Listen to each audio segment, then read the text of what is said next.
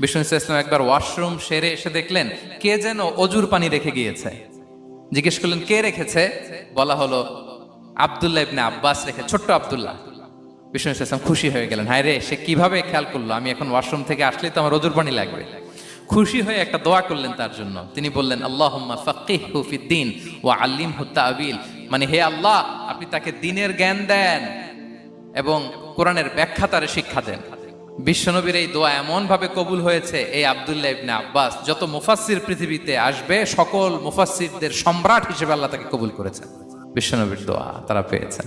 উম্মে সুলাইম রাদিয়াল্লাহু তাআলা আনহা আনাস রাদিয়াল্লাহু তাআলা আনহুকে নিয়ে আসলেন, বললেন নবী হে, আপনি এসেছেন, আমরা যে এত খুশি মদিনাবাসী, সবাই দেখে আপনার হাতে কিছু না কিছু হাদিয়া দেয়, আমি কি দিব?